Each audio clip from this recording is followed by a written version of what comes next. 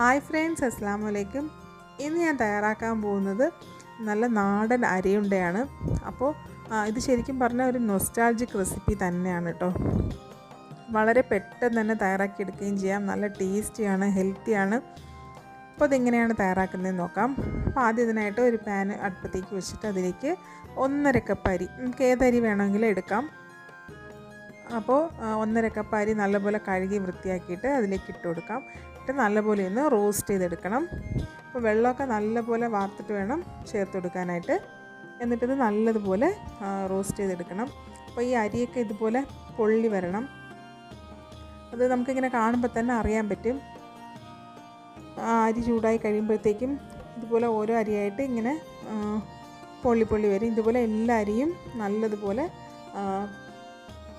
Fry ആയിട്ട് ഒരു ചെറിയൊരു ബ്രൗൺ കളറായിട്ട് വരും. അതുവരേക്കും നല്ലതുപോലെ റോസ്റ്റ് ചെയ്ത് കൊടുക്കാം.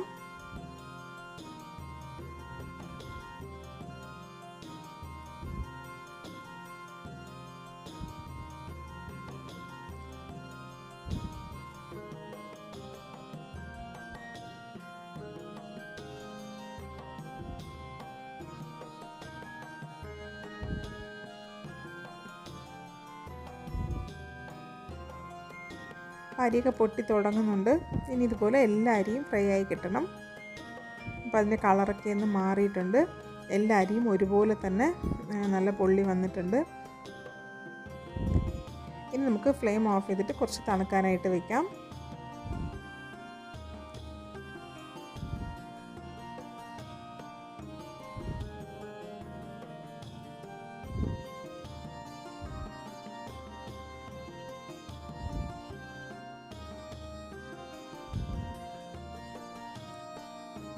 ഇനി ഇതിലേക്ക് വേണ്ടത് കുറച്ച് തേങ്ങ വേണം. അപ്പം 1.5 കപ്പ് അരിക്ക് 1.5 കപ്പോളം തേങ്ങ എടുക്കാം. പിന്നെ ഇതുപോലെ ഒരു ചില്ല് കരിപ്പെട്ടി കൂടി എടുക്കാം. അത് ഇതുപോലെ ഒന്ന് പൊടിച്ച് വയ്ക്കാം. ശർക്കരയും വേണമെങ്കിൽ ശർക്കരയും ചേർത്ത് കൊടുക്കാം. ഇനി ഒരു മിക്സിയുടെ ജാർ എടുത്തിട്ട് അതിലേക്ക് അരി കുറച്ചിട്ടിട്ട് നല്ലപോലെ ഒന്ന് പൊടിച്ചെടുക്കാം. നല്ല ഫൈനായിട്ട് പൊടിക്കേണ്ട, ചെറിയ തരികൾ കുറച്ചുണ്ടായിരുന്നെങ്കിൽ നല്ലതാണ്. നല്ല തരിയാവാനും പാടില്ല, നല്ല ഫൈനായിട്ട് പൊടിയാനും പാടില്ല. ഇപ്പോൾ അരി പൊടിച്ചെടുത്തിട്ടുണ്ട്. ഇനി ഇതിലേക്ക് നമുക്ക് തേങ്ങയും കരിപ്പെട്ടിയും കൂടെ ചേർത്ത് കൊടുക്കാം.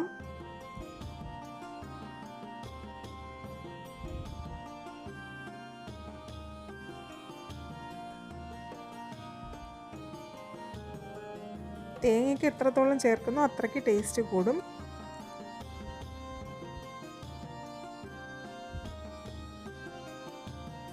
ഇനി ഇതൊന്ന് പൾസ് മോഡിലിട്ടിട്ട് ഒന്ന് ക്രഷ് ചെയ്തെടുക്കാം. ഇത്രയേ ഉള്ളൂ. ഇനി ഇതൊരു ബൗളിലേക്ക് മാറ്റാം.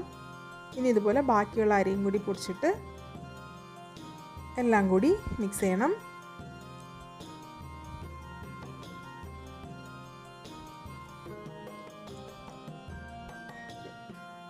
ഇതെല്ലാം കൂടി കൈകൊണ്ട് നല്ലപോലെ മിക്സ് ചെയ്തതിന് ശേഷം ചെറിയ ബോൾസായിട്ട് ഉരുട്ടിയെടുക്കാം.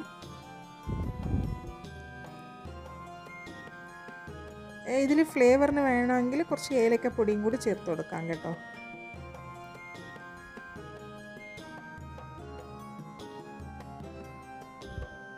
ഇതുപോലെ ഓരോ ബോൾസായിട്ട് ഉരുട്ടിയെടുക്കാം. ഇത്രയേ ഉള്ളൂ. വളരെ സിമ്പിളാണ്. പെട്ടെന്ന് തയ്യാറാക്കി കൊടുക്കാം കുട്ടികൾക്കൊക്കെ. നല്ല ഹെൽത്തി ആയിട്ടുള്ളൊരു റെസിപ്പിയും കൂടിയാണ്.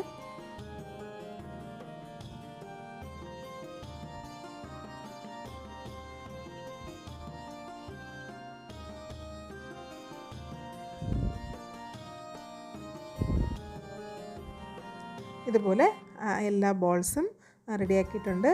അപ്പോൾ വീഡിയോ ഇഷ്ടമായിട്ടുണ്ടെങ്കിൽ ലൈക്ക് ചെയ്യുക, ഷെയർ ചെയ്യുക, കമൻറ്റ് ചെയ്യുക. അതുപോലെ തന്നെ സബ്സ്ക്രൈബ് ചെയ്യാതെയാണ് കാണുന്നതെങ്കിൽ പ്ലീസ് ഒന്ന് സബ്സ്ക്രൈബ് ചെയ്തേക്കണേ. അപ്പോൾ അടുത്ത നല്ലൊരു റെസിപ്പിയുമായി വീണ്ടും കാണാം. Thank you for watching.